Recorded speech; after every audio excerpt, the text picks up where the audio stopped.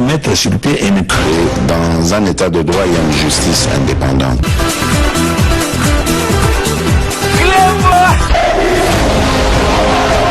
Ce n'est pas pour rien qu'il faut des causes.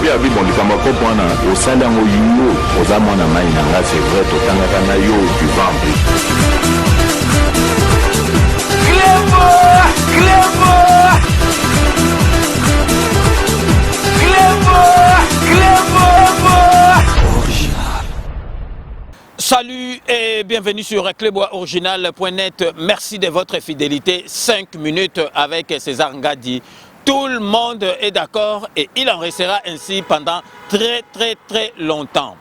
5 minutes, il y a Lelo Tokobanda Yango, vraiment na nouvelle moko ya mawa, na nouvelle moko nécrologique. Oyo et Pesibiso Mawa na kati ya groupe na biso ya WhatsApp, les amis de César Ngadi, et puis bato pe balandara 5 minutes avec César Ngadi bayo kaka ndenge na pesa ke bambote parce que a sali ebele pour na groupe na biso ya WhatsApp. Donc Linda Pemba on a bengaka Linda Pemba na kati ya Tunisie, Linda Pemba na Tunis, donc petite sœur propre a witi ko tika biso depuis hier. Donc pesi vraiment mawa.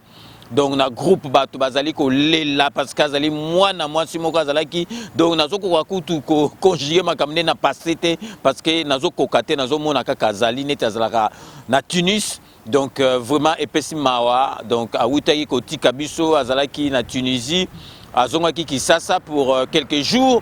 Donc à Tikibiso, donc bah comme là il y a un message na bande koné bazara na Belgique, donc nazalaki choqué, nazali choqué tisikoyo. Vraiment epesi ngai pasi vraiment na mawa na niveau moko vraiment ba niveau oyo ya mawa oyo eyela ngai vraiment na ba période na bungsaki bandeko na ngai. Mais Linda Pemba petite sœur propre to solo la ki na yo dernièrement mikolo leki ozolingo zwanga na téléphone ozozwanga te, mais c'est sûr ezala ki po epsanga ki ozokende kin. Mais Linda Pemba fallait pas, c'est très tôt. Linda Pemba aux alliés moi na moi moko jeune vraiment ça biso passe et puis aux alliés vraiment administratrice oyo au bandoko gérer groupe malamu nyoso tout au bandoko sala onka na diplomatie likamboate za ndenge nini au bandeko sala kaka dialogue ozo boma kaka moto. Donc Linda Pemba au sali biso passe moko vraiment Linda Pemba donc na habité vraiment bato balandaka 5 minutes tokotika te tokolanda makambo yango vraiment ba matanga tina suka boromona ba image. Donc nazo apprendre binoka ke administratrice na biso ya groupe na ngai ya WhatsApp na kombo ya Linda Pemba oyo na like bino ba photo pe bozali komona oyo vraiment na tanga kombo na musala wa bando sala makasi fi moko vraiment très gentil. Ceux qui beaucoup na kata groupe beaucoup mona bino moko ndenge batu bazali kolanda ye vrai ndenge batu bazali kolela ye vraiment pour bo mona azali ki mutu ya malamu ndenge kana lobaka la terre toujours insatiable et zoraka ka batu oyo il fallait batika la na biso parce que vraiment Linda Pemba azali jeune fille azali vraiment mukolote a tiki biso. En tout cas, moi, na moga mayele vraiment Linda Pemba yo zalaki pesima ya fachi ba makambo fachi o bandoko tikate, mais na nzambe penza ifala tika yo otala penza ndenge transformation ya mboka engai ko salama na niveau ya fachi béton Linda Pemba. Donc vraiment que la terre de nos ancêtres te soit vraiment douce et légère. Na yebi ke place yo kei Linda Pemba o kozala penza place ban gelou bazali parce que ozali mwana moko ya malamu ndenge nazo baka pona koloba no na le passé zo sala vraiment nazo kokate, mais il faut ka na lo bozala ki vraiment maman parce que ozali donc mwana mwasi donc mutu azwa na yo ata problème te Linda Pemba. Donc vraiment na famille nyoso tout ya groupe ya Cleboa ya César Ngadi depuis na famille na yo biologique vraiment tokobosa na yo te voix na yo tisiko yo ezo raisonner na matoi na biso. Donc Linda Pemba pe à ton âme Linda Pemba pe ma penza esika ya malamu et puis naza sûr et certain okei esika ya malamu. Vraiment bobi après nouvelle aboye ezalaka pas si pona ko enchaîner, mais tozalika ko vraiment obligé de enchaîner parce que zali ko sala pasi. Donc batu nyoso bazalaka na ngai ya lelo choix mi Willy Kunda Edino image ba se joindre na ngai pour présenter ma condoléance na bango le plus attristé. Donc vraiment tu enchaîner parce que émission lelo tozali na deux sujets tokolobela. Donc atterrissage oyo donc il y a président de la République na Katia Goma po bato baloba ke belé président de la République lelo samedi à Kitaki na Katia Goma et puis tokolobela susu makambo justice. Donc vraiment na lingi na ebisa bato oyo babanda ko loba bilobela. Siko président de la République a Keina Goma. Est-ce que Fayulu a Keina ye? Katumbi a Keina ye? Donc bino bolinga ki président a kende na Goma, bino bozolo bake a kende na Goma. Au président de la République na ba journaliste misusu, je préfère taire le nom parce que na zana tina rotanga bangote. Oh ye, azo sala donc azo kipe bande côté na l'air ma azo kipe bande côté bon état de siège au président de la République c'est ba edo e bando kende guna. Président de la République azalaki déjà ata physiquement azalaki te mais azalaki déjà présent na Goma. Mais boye baké ezali na côté mo ba guerre ezali président de la République akoyi ko se déplacer te na tango bino bozo lingaye akende siko tango akei nana yeba ke président zoken président kei akei na mutu akei na sécurité na ye na mwasi na ye moko akei kuna kotala bandeko ndenge makameza boye baké azali président de la République à place il faut akende il faut sécurité ezala batu ba yebisa que président sikoyo yango ya kokende président ta alinga kende président de la République azali président de la République ata ye azana volonté kende mais tango sécurité lobby que président sikoyo ozali na possibilité te que tolingi te kende kuna parce que il faut zela azali obligé zela donc bokoki koloba bilobela to bino bozoyoka bino bozana bandako na bino biso ndeki tozoka passe est-ce que président de la République azali étranger président de la République à Burundi à Rwandais oh bino bozoka yé pas azali koyoka et puis yé azali koyoka ngokutu koleka kutu biso parce que yé azali à la tête ya pays donc azali na souci makasi que guerre wane sila na kasi banda guerre wane banda oh masolo tozali ko mona en état de siège nandengi bazoko kanga ba rebelle wana ndenge bazo sala bango est-ce que bino est-ce que bato ba critiquer ba lobati ndenge bazo zwa ba mboko nyoso tout ba rebelle bazalaki. Est-ce que pourquoi bozali koloba te bozali koloba bozila rasoli kamoka mabe boye koloba na sengi na bino bolinga mboka na bino atolingi IDPST olingi président Félix Antoine Tshisekedi mais linga mboka na makambo président de la République azo sala pona mboka ezali pona mboka ezali pona famille na yete ezali pona yete président lelo akei na Goma akei na Goma tokolakisa bino na image bokotala accueil oyo esalami na Goma wana donc bozomona ke bazali na esengo bayamba président de la République na nyonso oyo nyonso tout asali banda makambo ebandi donc toci bino na ba image botala bino moko na ba image accueil oyo vraiment chaleureux oyo accueil moko triomphal oyo elekaki na Goma lelo samedi donc restez connectés sur Club Original à tout de suite. Kingojelea kuwasili kwake Rais wa Taifa Felix Antoine Tshisekedi Tshilombo ambaye amesindikizwa na mke wake Mama Denise Nyakero Tshisekedi. Une belle surprise alors qu'on attendait l'avion affrété du président de la République. On attendait là c'est un vol régulier, c'est à 330 de la compagnie CA. Et c'est ce que le chef on avion comme tous les autres passagers. Tous les autres passagers, on va le voir. Le chef de l'État a pris place à bord de cet avion. Il l'avait déjà fait, on se rappellera, lorsqu'il a débuté sa campagne présidentielle ici. C'est effectivement par un régulier qu'il était venu ici. C'est symbolique, hein? C'était par un vol régulier qu'il était venu ici et il était ovationné comme aujourd'hui. C'est surtout avec le tremblement de terre qui se passait presque chaque 15 ou 20 minutes comme ça. La population était obligée de sentir, de ressentir ce tremblement de terre. Et il y avait un certain désespoir qui s'installait déjà dans la population de Goma. Mais heureusement que la vie semble déjà reprendre, Jessie, et vous l'avez vécu, les activités ont repris. Et nous devons aussi, comme l'a souligné Michel. Il faut dire, Laurent, là, le porte vient de s'ouvrir, le premier personne descend dans 10 secondes de l'avion, état de siège oblige, tout le monde est tenu quand même assez loin à l'écart de l'avion. On va voir, je crois, dans quelques minutes, le président de la République va quitter l'avion, va devoir saluer le comité restreint, mais il faudrait dire, il y a un comité restreint ici sur le tarmac. mais en dehors de l'aéroport, c'est la population qui a pratiquement violé l'état de siège pour attendre Félix-Antoine Tshisekedi. La population est impatiente de voir son président. Oui, voilà, il est là, c'est le président de la République qui descend de l'avion, accompagné de la distinguée première dame. Donc voilà, enfin, la promesse matérialisée. Oui, la promesse matérialisée à Goma, mesdames, messieurs, le président de la République démocratique du Congo vient de fouler le sol de Goma après l'éruption du volcan Nyiragongo. C'était une promesse et aujourd'hui, plus qu'une réalité, il est là, dans les murs, bien présent ici et accompagné, c'est-à-dire que la population de Goma va passer un... Voilà, il est là, il tient en main la distinguée première dame, le président de la République, Félix-Antoine Tshisekedi, justement, comme il avait promis, il vient établir son QG ici à Goma, question justement de résoudre différents problèmes de la population de cette ville de Goma, cette population qui a connu beaucoup de problèmes. Aujourd'hui, ici, c'est l'état de siège. La ville est dirigée par des autorités militaires, le gouverneur le Constant Ndinga, ainsi que son adjoint, c'est un policier.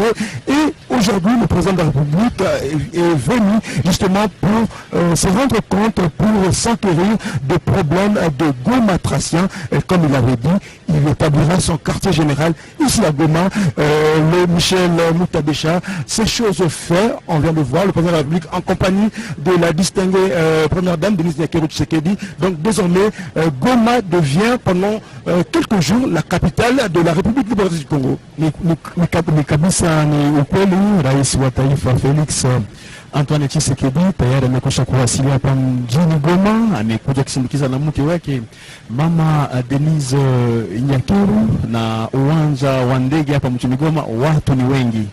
Hapa na nje ya uwanja wa ndege kwenye mabarabara, wakazi wamekuwa wengi wakishangilia, wakimngojelea kumpokea kwa hamu. Na ni kwamba rais amekuja tu kutoa zaidi sana pole kwa wengi wakazi hapa mjini Goma kutokana tu na magumu ya mlipuko wa volkano Nyiragongo, na mtaa wa Nyiragongo uliweza kupata magumu hayo mji wa Goma. Na kama vile kawaida, hali kiuchumi tayari kazi zimeanza na watu ni wenye furaha. Walikuwa wanamngojea baba wa taifa kuwasili, bwana JC. Voilà, là nous voyons le président de la République qui va en compagnie de la distinguée première dame qui va saluer le comité restreint d'accueil ici, rangé ici à l'aéroport international de Goma pour l'accueillir. C'est pour vous dire que c'est la réponse à toutes ces questions de cette population, la population de la ville de Goma. Parmi les réponses, il y a eu l'état de siège, cet état de siège salué par la population ici à Goma, mais également les réponses qu'a donné le président de la République. C'est cette visite qui va justement marquer l'établissement de son QG ici à Goma. Donc je vous le disais tout à l'heure, le président de la République ne vient pas pour un jour, il ne vient pas pour 2 jours, mais il vient pour plusieurs jours. Il a bien dit, il vient pour rester avec la population de Goma, question de trouver des solutions aux différents problèmes qui rongent cette province, la province du Nord Kivu. Comme si il va aller saluer la population. On ne sait pas, on regarde finalement, on regarde. Qu'est-ce qu'il va faire? Voilà, il va aller saluer la population de monsieur. Il a pris un vol régulier, là il se dirige vers la population qui a violé l'état de siège et qui est dehors depuis le matin. Cette population attendait Félix Antoine Tshisekedi et Denise Nyakeru. Voilà le président qui marche pour aller saluer cette population depuis le matin. Elle est là, elle attendait Félix Tshisekedi. Et voilà Félix qui est là. Oui, il vient d'atterrir à Goma et on sait déjà la résistance populaire de notre côté de l'aéroport international de Goma. Michel Moutadécha. Ni kwamba rais amekuja kuwasili hapa mjini Goma, na kwa sasa amekuwa akiwasalimia wengi wakazi hapa mjini Goma, na kwa sasa amekuwa akijielekeza. Hayo ni magari ambayo yamekuwa yakiendelea kufuata nyuma, ila rais wengi wakazi ni tangu asubuhi bwana Laurent, ndipo wakazi waliwasili hapa kwenye uwanja wa ndege ili kutoa mapokezi mazuri kwa baba wa taifa ambaye amesindikizwa na mama Denise Nyakero Tshisekedi.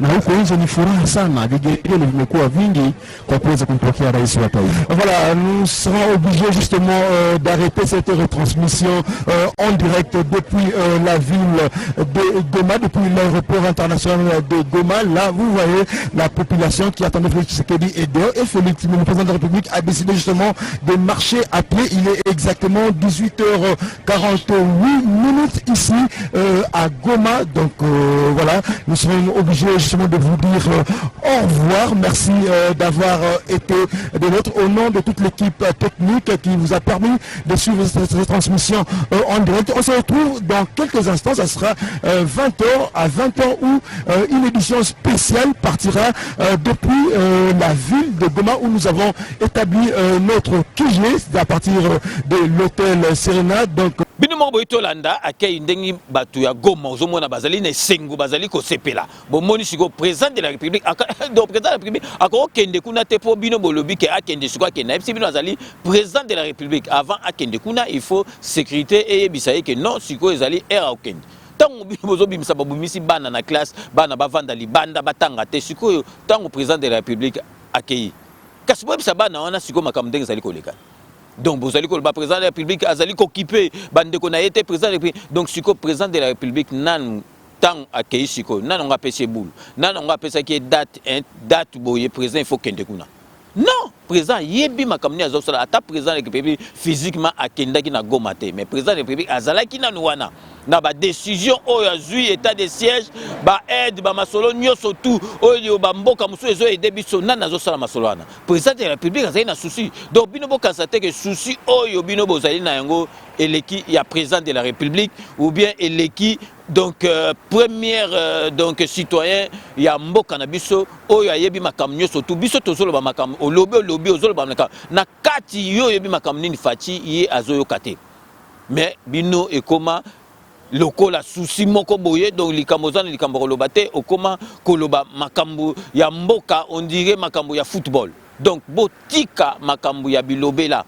kasi na pesi bino devoir nananga yebisi président de la République il fallait que ndelelo batutu bazaki surpris pour bomona ke fonctionnement ya président de la République ayebi ndenge masolo zo fonctionne tant bino bozo boulete allié azo boule makambo susu nananga yebisi président de la République il fallait akendelelo nananga yebaki que président de la République akendelelo bozaki ka surpris à partir ba midi bozo ka président de la République bozo zele na soir akei na fayulu akei na katumbi akei si yemoko na mwasi na ye. Donc botika bilobela batoyo balobaki na fachi au mona ka batoyo balobaka bazotika la kana soni parce que bozotika la kana soni parce que président bozile na gauche ya ok na droite tant bozile loba a ya loba b donc sikoyo botika li na soni parce que il faut comprendre que président de la République azali président chef de l'État donc akoko kende place karake paye alinga kende non il faut donc masola sécurité zala bomoni batutu donc bandima ikudu te lelo ka bubo la mkana batongo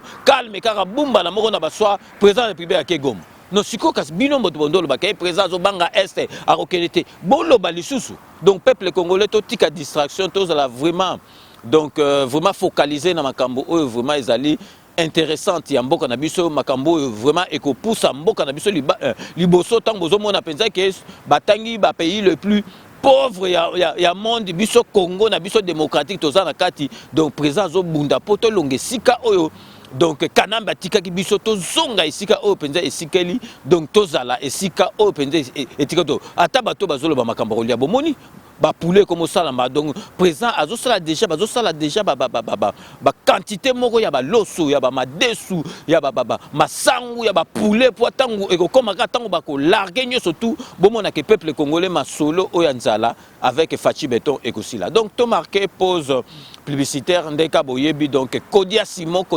ezali agence oyo société immobilière société oyo vraiment et sengili batu tuba kende kuna pese et pesi penza occasion na congolais nyoso surtout ya diaspora akoma propriétaire ya ndako neti na poto na Kisasa donc Kodia Simon oyo azosala po na bana mboka vraiment to ebite ndenge ni to remercier toza susu na balise santerre flat balise santerre oyo boyebika to recommanda kabino kuna donc flat balise santerre tozali na le grand traiteur, donc Romain Lunga, Nakatia Belgique, sans oublier CPLA TV. Donc restez connectés sur Reclebois Original. À tout de suite. Mes chers compatriotes, comme collègues, comme Kaka, pour le Congolais, et comme Kaka, mes chers compatriotes, rappelez-le, mes chers compatriotes, voilà, du nouveau Kodiasimo et l'Axinini. Et là, ici, Congolais, diaspora, immobilier. Oh, biso, baloka biso, toko zananda kute, toko kufaka aboye. Non, au nom de Jésus, Nzamba Sali, Hatindeli biso, Kodiasimo. C'est-à-dire, bazana ba terrain, o ezali, na Maluku, Ntsele, Mwanda, bazobengango, cité Kimia. Pour la cité Kimia, pour ekozala pena ba construction moko neti kaka na poto. Mwana Congo, mwana Bunia, mwana poto, partout ozali, benga na numéro oyo eza na se. Kodiasimo, apesi mutu nyonso chance, avantage, po tozala pena bandaku lokola bango.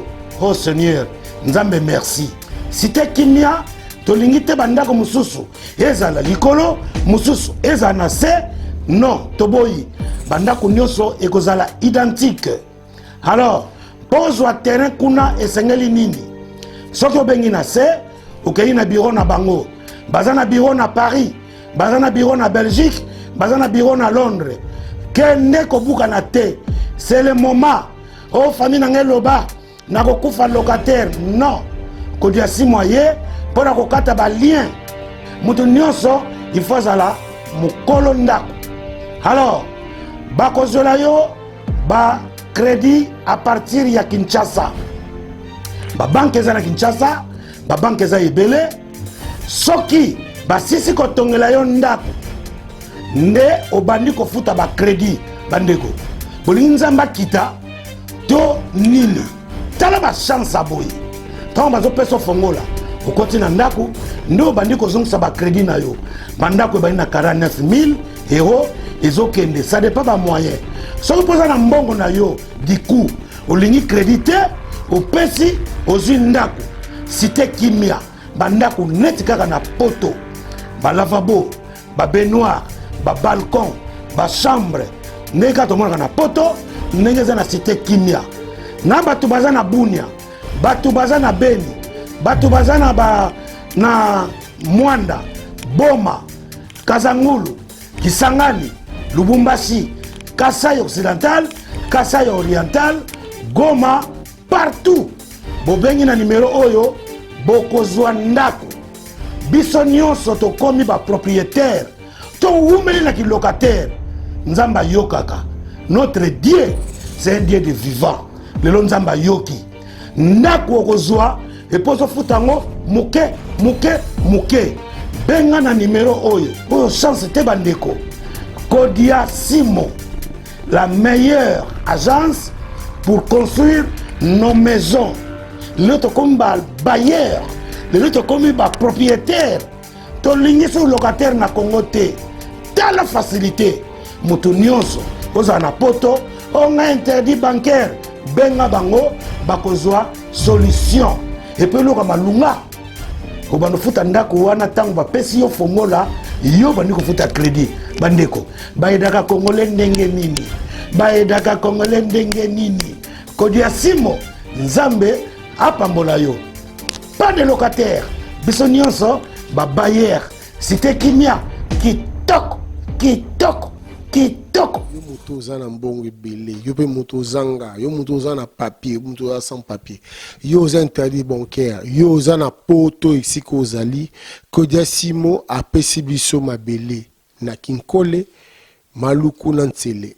Kinkole Maluku na Ntsele, minimum 50 000 euros, 2 chambres, salon, salle de bain na ba jardin. Olingo sombandako. Oh Nokole Kimbo, oh Masala Kimbo, oh non. Kodiasimo, osome pa na bango, bamba otongela yo. Kodiasimo pour vos projets, le terrain, les maisons, les parcelles, chez Kodiasimo. Soyez branchés, à tout à l'heure.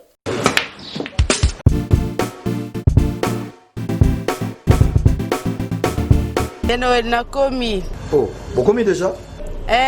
N'a commis déjà. Vous en avez vos frères? Ah ouais, c'est bon. Ah, n'a pas soyé. Boyana Bali Center, 7e rue. Ah bon? Monsieur. Bon frère, so comme on a limité, hein, autour de l'avenue. Avenue Tropique. Voilà, avenue Tropique. Tout ça, on a tous bêta billard quoi. Limité 7e rue résidentielle. Hein? Ok. Ok, bof. Tout le monde a bof.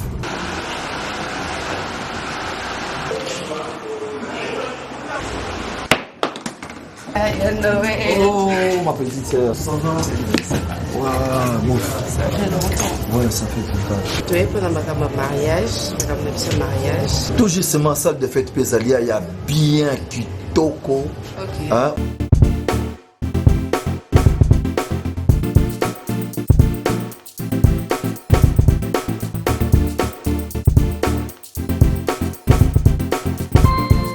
Balise Center, un cadre magnifique pour vos diverses manifestations et vos rendez-vous d'affaires. Un restaurant avec menu diversifié à votre convenance. Cuisine africaine, cuisine européenne, cuisine américaine et continentale. Un salle de banquet de luxe avec plus de 400 places assises pour un mariage de rêve. Collation, anniversaire, conférences, réunions de services et diverses manifestations. Balise Center, nous disposons de studios médium standard et des luxes à votre portée. Deux appartements de 1 et 2 chambres avec salon, cuisine et salle de bain. Et des 3 chambres, salle à manger plus 2 salles de bain. Balise Center avec terrasse intérieure et extérieure, VIP, rien que pour vous. Nous sommes sur 7e rue, place commerciale, sur l'avenue des Tropiques, numéro 83, référence clinique Bondéco dans la commune de Limete. Pour plus de contacts et réservations, plus 243 81 799 82 47 82 34 121 62. Vous pouvez aussi nous visiter sur www.balisecenter.com. Flat Hotel Balise Center, l'excellence dans la simplicité.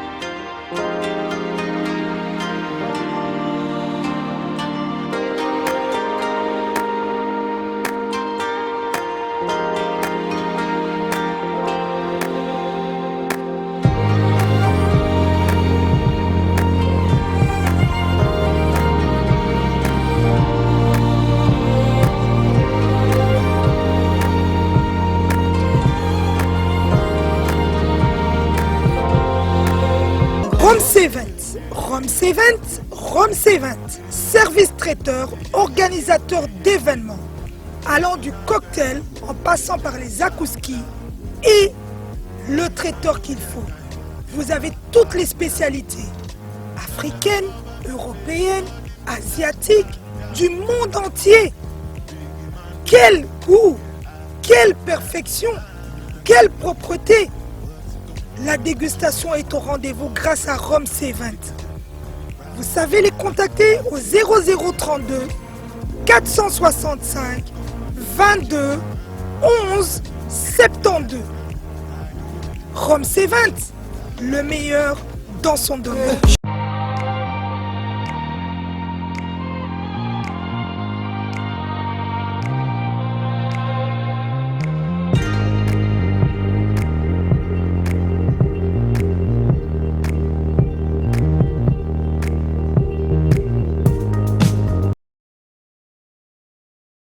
Sepela TV et yena makambu ya sika lisusu. O ba chaîne ya France eza na kati. Ba chaîne ya Congo eza na kati. Ba chaîne ya Londres eza na kati. O ngomona makambu ya politique ya sika. O parti AA. eza na kati o parti BB o CFAIO eza na kati ya Sepela TV bouquet comme ya muke boye o tina poche voyager na ngokeno partout lingi na bouquet na Sepela TV même biso ndongo zo même biso na 4K machine madaka daka Sepela TV. Bienvenue dans le monde de Sepela TV. Sepela TV est le décodeur qui vous permet de suivre les chaînes du Congo en direct de la diaspora.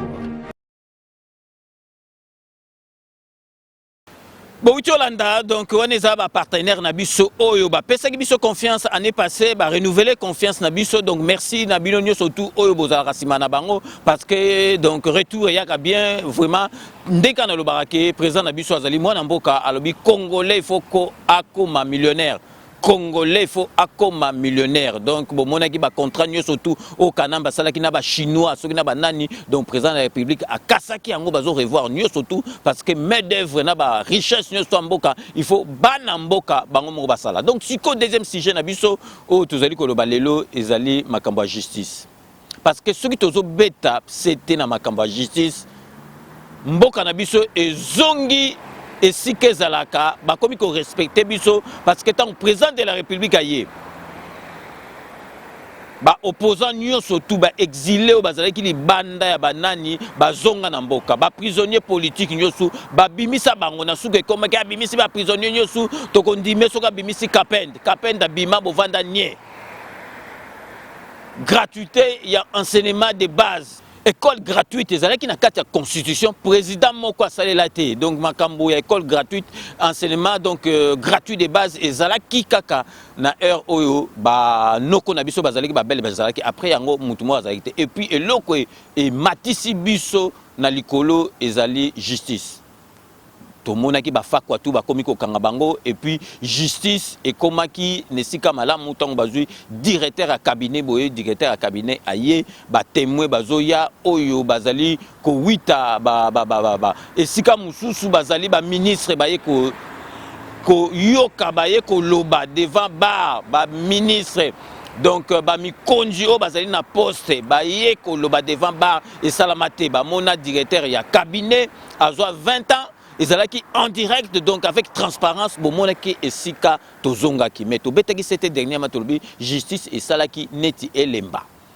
parce que totika ko faire que ekoma na niveau moko boye ke toko décourager IGF inspection générale ya finance ezosala musala makasi pona ko traquer ko kanga bamiyibi wana nyoso tu bafakwa grand fakwa ya niveau moko donc ya haut niveau. Mais tozali komona mais justice ezali ko suivre te tozo senga na maman na biso azali ministre ya justice il faut donc basala nyoso tout basuivre donc bafakwa bazali ebele kamere donc to monaki nini na ye appel et salamaki awa donc procès na ye appel to yebite siko lelo suite nango soki eza ndenge nini donc soki ezo salama te to yebite fakwa neti yuma bafakwa neti matata mponyo tozomona ke basengaki balongola donc immunité na ye ya kisena tomonaki bazolongola ngo tozozela mais makambo nyonso tout clair makambo susu clair ezate yango tozosenga na bakonzi tozosenga surtout na mama na biso akomi na ministère ya justice ti tokomona IGF et ko lemba mort parce que il y a sala musala soka sala musala na niveau na après justice il faut suivre mais toujours comprendre te fako ebele bazo traîner na bango bazali awa to monaki donc ministre oyo ya enseignement primaire et secondaire bakangaki donc suite nango to yebite soke suka ndenge nini donc misusu wana ministre oyo wana donc mukala oyo ya kana ya caméra bandoko tinda ye wana ya donc ministre ya formation professionnelle ministre à santé donc bato belé baza bafakwa bayibaka millions à partir de 5 millions 10 millions toujours comprendre te justice ezali ko suivre IGF te IGF ezo sala masolo ezo bimisa IGF na ne bimisa te mais toujours monaka masolo bimi après suite ezate ezo traîner toujours comprendre te yango toujours ko beta CT na ministère ya justice na ministre na biso oya mwasi ya mama oya zui esika wana ba mama do ba memaka masolo malamu donc il faut to mona clair parce que ba fakwa nyoso tout oyo bazali libanda il faut bakangama to mona ki bien projet oyo ya prison oyo ya makale comme ma prison et ya papa Etienne Tshisekedi to moni projet na malamu.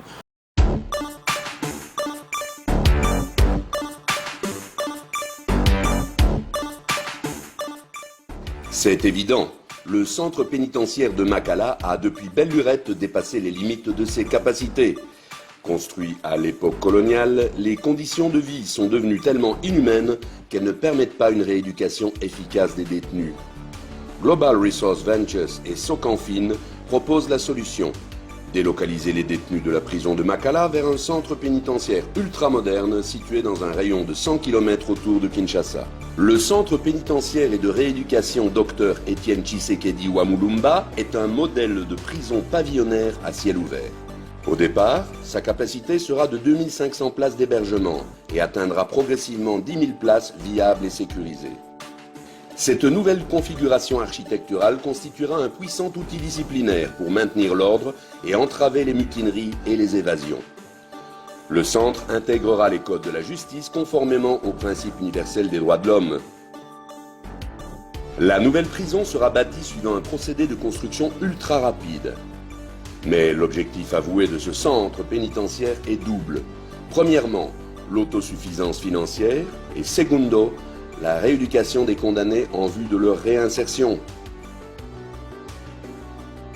Le centre pénitentiaire et de rééducation Dr Etienne Tshisekedi Wamulumba intégrera une ferme agro-industrielle de 8000 hectares, ainsi que divers ateliers dans lesquels les détenus travailleront pour un salaire modique. 20% de la production seront réservés pour l'alimentation des pensionnaires. 80% seront destinés à la vente dont le produit couvrira les autres charges relatives à la rééducation, la santé, l'hygiène et le remboursement de l'emprunt. Le centre allouera gratuitement des avocats pro-déo aux détenus sans moyens pour résoudre leurs dossiers judiciaires et contentieux. La production d'énergie solaire propre et durable assurera l'autonomie du centre pénitentiaire en électricité. Il en sera de même pour l'autonomie en eau, tant pour les besoins alimentaires que l'irrigation des cultures. Il ne s'agit pas d'une expérience de laboratoire. Dans plusieurs pays africains, l'expérience a déjà donné d'excellents résultats. Les chiffres sont éloquents. Les cas de récidive chutent de façon drastique. Les détenus acquièrent des aptitudes professionnelles qui favorisent la réintégration lors de leur remise en liberté. Dans le cadre du programme prioritaire du président de la République, Global Resource Ventures et Socanfin se sont engagés à accompagner la CAPUIDC, la cellule d'appui au programme d'urgence intégré de développement communautaire. Mais si quoi prison il faut donc ba fa kwa nyoso tout donc il faut ba kende kuna.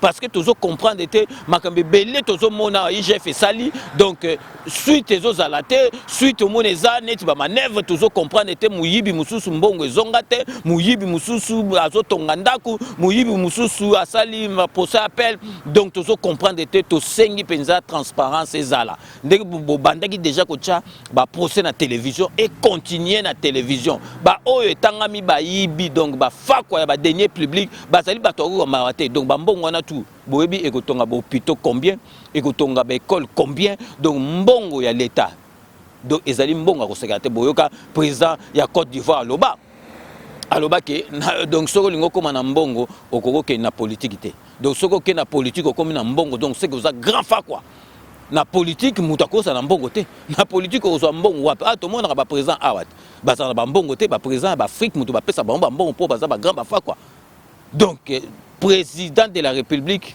au Kogoza la teke aux la riche ministre aux riche te so ngoza riche le boza homme d'affaires quoi bambongo donc politique et zalité que pour okoma na mbongo. Celui qui veut être riche, il ne faut pas qu'il vienne faire la politique. Si quelqu'un fait la politique et qu'il devient riche, c'est qu'il est voleur. La politique n'est pas là pour enrichir les gens. En politique, on te donne les moyens pour que tu vives correctement, mais il y a un travail à faire. Si celui qui veut être riche, il fait des affaires.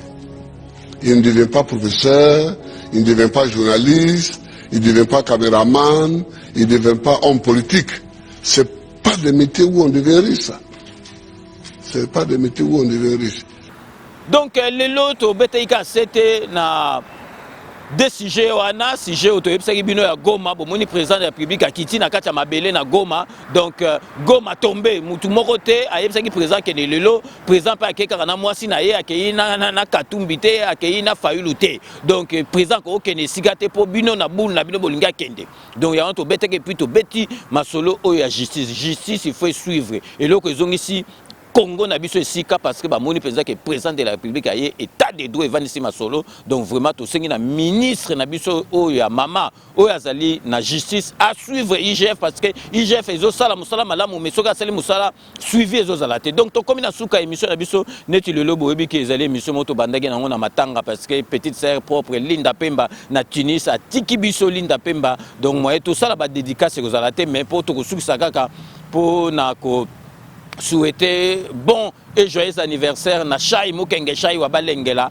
mon voisin Shai Mukenge Shai Wabalengela na minute ndenga za kolela Linda Pemba parce que donc to bota makape to kufara yangwana na bandaki na nouvelle nécrologique na sugisi na anniversaire donc Shai Mukenge Shai donc petite sœur na biso Linda Pemba akufi na ebite yo fête kutu ya anniversaire ngo sala donc et kwei na mai donc vraiment batu batika la connecter na kati ya groupe to ko pesa ba programme nyoso tout ndenge ekoleka donc merci na binonyo surtout bolandi émission oyondeng na lobaraka. Je vous laisse le soin d'en tirer vos conclusions et de me faire parvenir vos commentaires comme d'ailleurs vous en avez l'habitude de faire. Donc c'est la fin de ce 5 minutes avec César Ngadi. Cette émission a été réalisée par le grand réalisateur Yalolo Chouami, assisté de Willy Kunda à la caméra. Restez connectés sur Clébois Original, vous n'avez pas tort. Nous allons nous retrouver avec grand plaisir dans 24 heures pour un nouveau numéro. D'ici là, portez-vous bien et à très bientôt. N'oubliez pas, tout le monde est d'accord et il en restera ainsi pendant très longtemps. Bobo Sanate, Kanambe, Akozwa, Masolo, Nambunchu, Penadikos.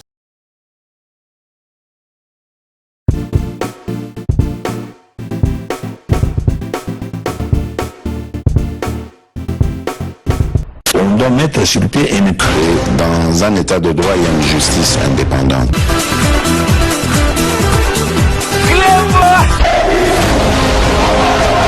Ce n'est pas pour rien qu'il faut découvrir. Au sein d'un yo, aux amants à Maïnanga, c'est vrai, au Tangana yo, du vent.